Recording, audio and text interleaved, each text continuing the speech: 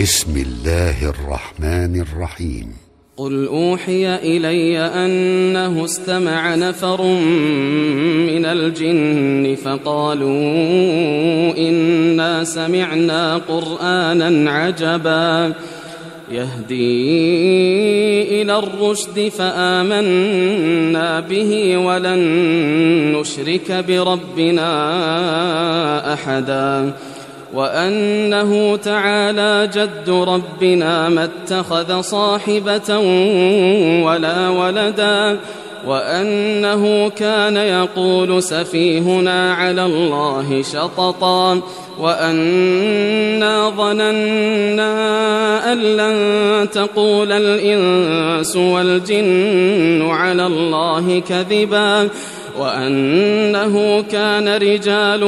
من الإنس يعوذون برجال من الجن فزادوهم رهقا وأنهم ظنوا كما ظننتم أن لن يبعث الله أحدا وأنا لمسنا السماء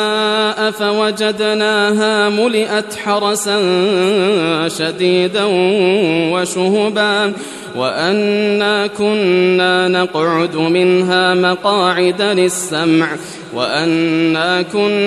نقعد منها مقاعد للسمع فمن يستمع الآن يجد له شهابا رصدا وأنا لا ندري أشر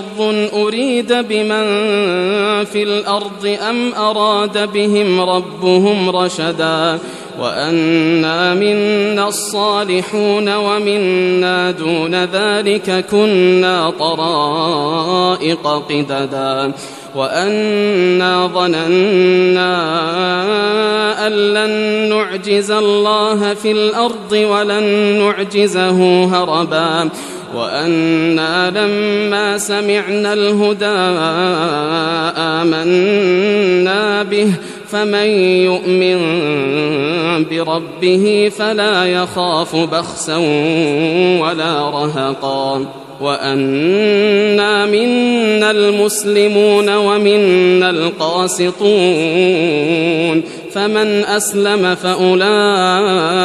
تحروا رشدا وأما القاسطون فكانوا لجهنم حطبا وأن لو استقاموا على الطريقة لأسقيناهم ماء غدقا لنفتنهم فيه ومن يعرض عن ذكر ربه يسلكه عذابا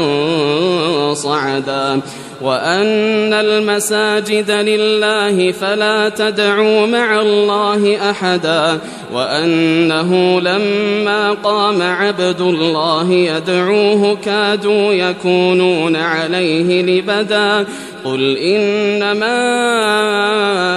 أدعو ربي ولا أشرك به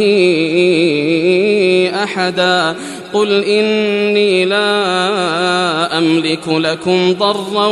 ولا رشدا قل إني لن يجيرني من الله أحد